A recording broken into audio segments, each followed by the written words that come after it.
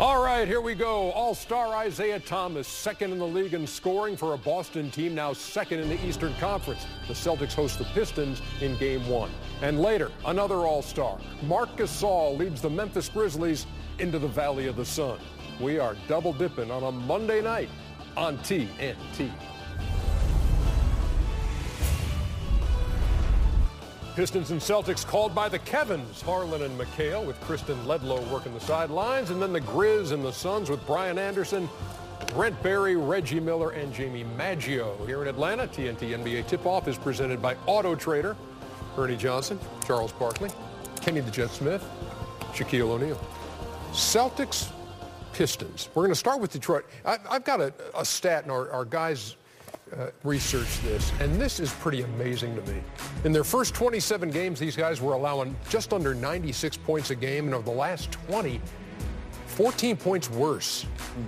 Shaq, how does that happen? How does a team go from allowing 96 to 110 in the span of 20 games? Well, it's surprising. I'm going to use the word lack of focus, but I played for Stan Van Gundy. He's a guy that will definitely get you prepared for the game with stats, with films, with the things that he says. And, you know, this one is just, you know, I have to put this onus on the players. You know, they just have to step up and you know, do a little bit better. Because if you look at that roster, they're pretty talented. You know, we thought that they were going to do a whole lot better.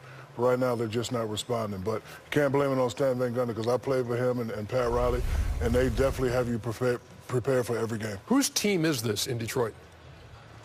Well, it's. I mean, I'm not a guy. Look at the Celtics. That's Isaiah Thomas's team. Yeah, you know, I'm not a guy who kind of does that. Everyone has roles. Isaiah Thomas's role is a scorer. You know, if you say whose team is it to defend, Isaiah Thomas's name wouldn't come up. So everybody has their role, and everybody has different roles. And some guys are scoring, get the name of their team. But I just think if you look at Detroit as well, usually that comes down to lack of trust.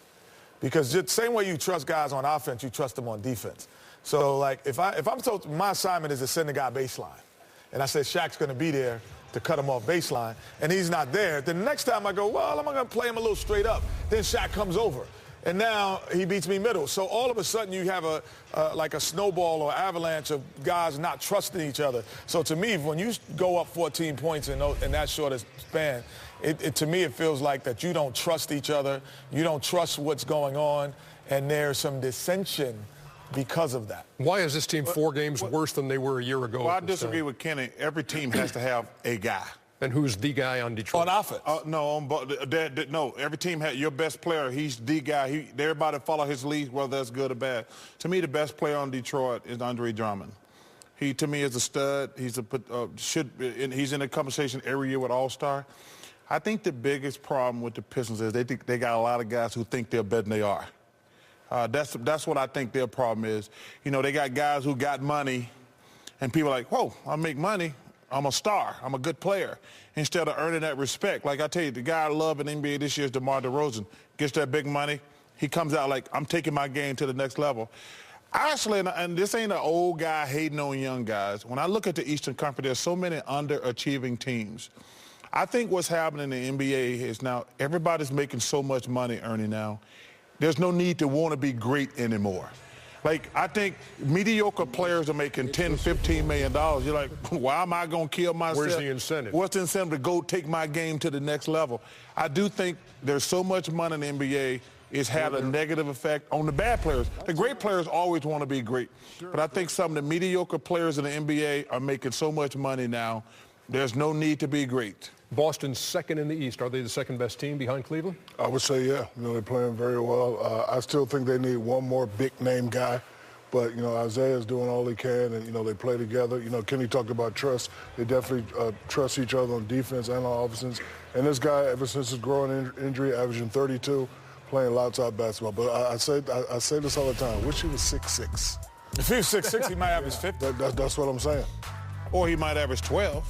I mean, I think his size makes him want to have a chip on his shoulder. He was a late draft pick. I think he's the last guy picked in the second round.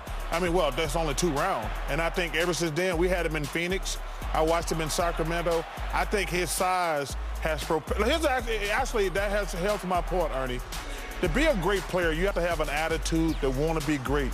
This guy wants to be great. To me, He's what's great about the NBA. Would you make a move for Melo if you were Boston? Boston? Yeah. No. I don't know if he changes it, makes them a championship team. I don't know if he gets them better than Cleveland.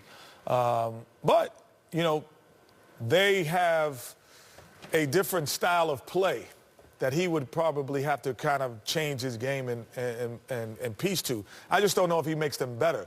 But it is a possibility. To me, he's an unbelievable scorer.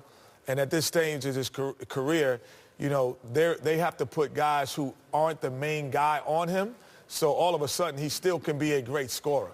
Okay, if you were your buddy Danny Ainge, would you try to do something here to improve this team at the trade deadline? Yes, but yes, I would, because you piggyback. I don't know if they're the second best team in Eastern Conference. Toronto and the Wizards are in that conversation, and I think they're close enough to being right there with, if they got the right piece, I think they can. Is it Melo? I do not think it's Melo, because I don't think Isaiah and Melo would mesh together, because they both need the ball. And, you know, you said Isaiah, they don't mention him, they play defense. Well, they'd have two guys when they don't have the ball who wouldn't play defense. So I would make a move, because you're stagnant. You're in the conversation as the second best team in the Eastern Conference, but you could lose to Toronto or the Wizards. But they got so many valuable pieces, and I think they got some good draft picks. I would make the move, to be honest with you. Who would you go after? I mean, you know, you have to look at his contract, and, you know, you probably have to have a conversation with him. But, you know, Chuck makes an interesting point. Two guys that like to dribble the ball a lot, like to score, might not work. But, you know, if Carmelo were to come there and say, hey, you guys are already good, I just want to do what I can do, and if he sacrifices, you know, I think to me, it would look like, honestly, when he was in Denver, like Allen Iverson and him. I don't know if that really was a team that was a great championship mix. Right now, because everyone else is kind of what I call tossbacks. When they get the ball, the ball just keeps ping-ponging around. He's the only one that kind of creates off the dribble is Isaiah, and I think that's why it's worked so well for them. But also, Ernie, the biggest problem is going to be the salaries. Right. They're going to have to give up so many players to match Carmelo's salary. I mean, I think Carmelo makes about $25 million a year. I don't think, other than Al Horford, I don't think anybody on the Celtics makes a lot of money. You'd have to get him to waive that no-trade clause, also in New York. Detroit number 10 in the East, Celtics number 2. It's game 1 of our double dip here on TNT.